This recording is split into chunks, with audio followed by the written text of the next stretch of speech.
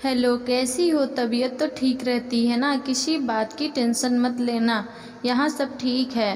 Phone पर रजत की आवाज़ सुनते ही मेरा चेहरा खिल उठा। अगर सुबह शाम दोनों वक्त रजत का फ़ोन ना आए तो मुझे बेचैनी होने लगती है। मैं बिल्कुल ठीक हूँ। तुम कैसे हो? काम कैसा चल रहा है? सिंगापुर में तो इस समय दोपहर होगी। तुमने लंच ले लिया? अच्छा, इंडिया आने का कब प्लान है? करीब 10 महीने हो गए हैं तुम्हें यहाँ आए। देखो, अब मुझे तुम्हारे बिना रहना अच्छा नहीं लगता है। मुझे यह लॉन्ग डिस्टेंस मैरिज पसंद नहीं है। एक ही सांस में मैं सब कुछ कह गई। बेशक हम दोनों की रोज़ बातें होती है, फिर भी मेरे पास कहने को इतना कुछ होता है कि फ़ोन आने के बाद मैं जैसे चुप ही नहीं होना चाहती। मैं भी क्या करूं? मेरा नाम है सुलेखा। मेरी शादी हुए भी 1 साल ही तो हुए हैं और शादी के 1 महीने ही बाद सिंगापुर की कंपनी में रजत की नौकरी लग गई थी। वह पहले वहां सेटल होकर फिर मुझे बुलाना चाहता था। अभी भी वह इतना सक्षम नहीं हुआ था कि अपना फ्लैट खरीद सके। ऊपर से वहाँ के लाइफ स्टाइल को मेंटेन करना भी आसान नहीं था। कुछ पैसे इंडिया भी भेजना पड़ता था, इसलिए वह ना चाहते हुए भी मुझसे दूर रहने को मजबूर था। बस कुछ दिन और सब्र कर लो, फिर यह दूरी नहीं सहनी पड़ेगी। जल्दी ही सब ठीक हो जाएगा। मैंने काफ़ी तरक्की कर ली है और मैं बहुत जल्दी तुम्हें यहाँ बुला लूँगा। रजत से फ़ोन पर बात कर कुछ पल तो मुझे तसल्ली हो जाती कि अब मैं जल्दी रजत के साथ होंगी, पर फिर मायूस हो जाती। इंतज़ार करते करते ही तो इतना समय बीत गया था। बस यही सोचकर खुश रहती कि चलो, मुझसे रोज़ फ़ोन पर बात तो करता है। बातें भी बहुत लंबी लंबी होती थी, वरना एक अनजाना भय मेरे मन में रहता था कि कहीं वह वहाँ एक अलग गृहस्थी न बसा ले। इसलिए मैं उसे के साथ रहने को बेचैन थी। वैसे भी जब लोग मुझसे पूछते कि रजत तुमको साथ क्यों नहीं ले गया, तो मैं उदास हो जाती थी। दूर रहने के लिए तो शादी नहीं की जाती। मेरी फ्रेंड अक्सर मुझे लॉन्ग डिस्टेंस कपल कहकर छेड़ती थी तो मेरी आंखें नम हो जाती।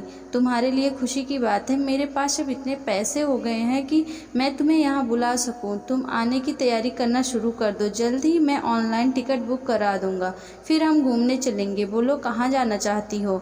मलेशिया चलोगी? यह सुनते ही मैं रो पड़ी। जहाँ तुम ले जाना चाहोगे चल दूँगी, मुझे तो सिर्फ तुम्हारा साथ चाहिए। तो फिर हम ऑस्ट्रेलिया चलेंगे, बहुत ही खूबसूरत देश है। रजत से बात करने के बाद मेरा मन कई सपने सजोने लगा। अब जाकर मेरा सही मानों में वैवाहिक जीवन शुरू होगा। मैं खरीदारी और पैकिंग करने में जुट गई। रात को भी रजत से बात हुई तो उसने फिर बात दोहराई। रजत के फ़ोन आने का एक समय था, इसलिए मैं फ़ोन के पास आकर बैठ जाती थी। लैंडलाइन पर ही वह फ़ोन करता था। उस दिन भी सुबह से मैं रजत के फ़ोन का इंतज़ार कर ही रही थी, लेकिन समय बीतता गया और फ़ोन नहीं आया। ऐसा तो कभी नहीं हुआ था कि फ़ोन ना आए। सोचा कि बिजी होगा, शायद बाद में फ़ोन करे, पर उस दिन क्या।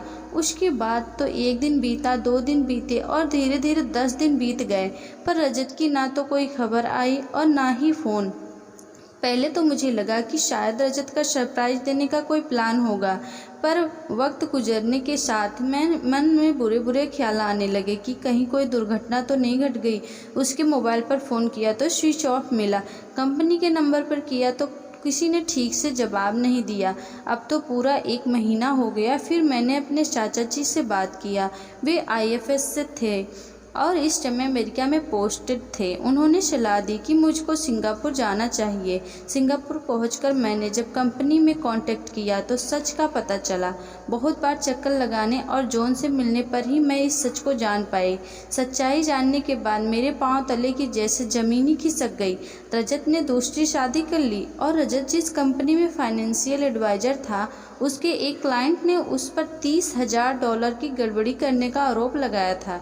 क्लाइंट का कहना था कि उसने सेंट्रल प्रोविडेंट फंड में अच्छा रिटर्न देने का लालच देकर उसका विश्वास जीता और बाद में उसके अकाउंट में गड़बड़ी कर या फ्रॉड किया और वह अभी फरार है। मेरा मन नहीं मानने को तैयार था कि रजत ऐसा कुछ कर सकता है, जिसने मुझे इतने सपने दिखाए, कस्में खाई, आज वही मुझे इतने धोखे दे रहा है।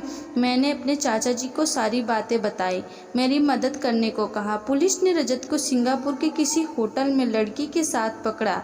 रजत को थाने लाया गया, मुझे भी बुलाए। मैं वहाँ पहुँची तो रजत मुँह छिपाने लगा।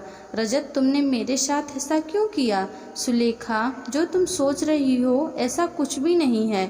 इसका नाम अंजलि है और यह मेरे साथ ही काम करती है। इसने मुझे बुरी तरह से फंसा दिया था, मुझे धमकी दिया अगर मैं इसके साथ एक रात नहीं सोया तो यह मुझे चोरी और बलात्कार के केस में फंसा देगी। मैं इसके धमकी से नहीं डरा और मैंने मना कर दिया। तब इसने कंपनी के डेटा के साथ छेड़छाड़ करके मुझे फंसा दिया। जब मुझे पता चला कि इसके पीछे अंजलि का हाथ है तब मैं अंजलि से मिलने उसके घर गया। अंजलि, तुमने ऐसा क्यों किया? तुमने बोला था ना मेरे साथ एक रात गुजार लो, पर तुमने मना कर दिया। अब भुगतो। रजत, मैं तुमसे प्यार नहीं करती और ना ही तुम्हारे साथ सोना चाहती हूँ। वो तो मेरी कुछ मजबूरी है जो मुझे ये सब करना पड़ रहा है। कैसी मजबूरी है? मैं राघव नाम के लड़के से प्यार करती थी, पर वह लड़कियों को फंसाकर उससे गलत काम करवाता है और पैसे भी मांगता है। जब मुझे उसकी सच्चाई पता चली तो मैं उससे दूरी बना ली, पर वह मेरे पीछे पड़ा है, मुझसे गलत काम करने को कहता है और अगर नहीं किया तो वो हमारी प्राइवेट वीडियो इंटरनेट पर डाल देगा और मैं कहीं मुँह दिखाने लायक नहीं रहूँगी। उसने मुझे यूज किया। मुझे कुछ समझ में नहीं आ रहा था, इसलिए मैंने सोचा कि तुम मेरी मदद करोगे, पर मुझे डर था कि कहीं तुम और कंपनी में मेरी शिकायत कर दोगे तो मुझे वहाँ से निकाल दिया जाएगा और मैं कहीं की नहीं रहूँगी। इसलिए मैंने सोचा कि तुम्हारे साथ एक रात बिताने के बाद राघव को तुमको अपना पति बता दूँगी तो वह समझ जाएगा कि अब कोई फ़ायदा नहीं है, वह मेरा पीछा करना बंद कर देगा। बस इसलिए मैंने ये सब प्लान बनाया, पर मुझसे गलती हो गई, मुझे माफ़ कर दो। तुम बहुत अच्छे इंसान हो, मुझे माफ़ कर दो सुलेखा। मैं तुम्हें यह सब कुछ बताकर परेशान नहीं करना चाहता था, मुझे डर था कि कहीं तुम मुझे गलत ना समझ लो। रजत एक बार बोले होते, क्या तुमको मुझ पर इतना भरोसा नहीं था? मुझे माफ़ कर दो सुलेखा, मैंने अंजलि को इस मुसीबत से निकालना चाहा और उसके साथ एक रात बिताने का फैसला किया और हम दोनों उस होटल में रुके, पर मौके पर पुलिस पहुंच गई। मेरा यकीन करो, मैंने कुछ गलत नहीं किया है। अंजलि ने पुलिस को सारी सच्चाई बताई और पुलिस ने राघव को गिरफ्तार कर लिया। कंपनी में जो डेटा चोरी हुआ था वह वापस कर दिया। रजत को इज्जत के साथ कंपनी में वापस बुलाया गया, पर रजत ने मेरा हाथ पकड़कर कहा, मुझे यह लॉन्ग डिस्टेंस पसंद नहीं है, मुझे तुम्हारे साथ रहना है। और हम दोनों इंडिया वापस आ गए और अपनी ज़िंदगी में बहुत खुश हैं।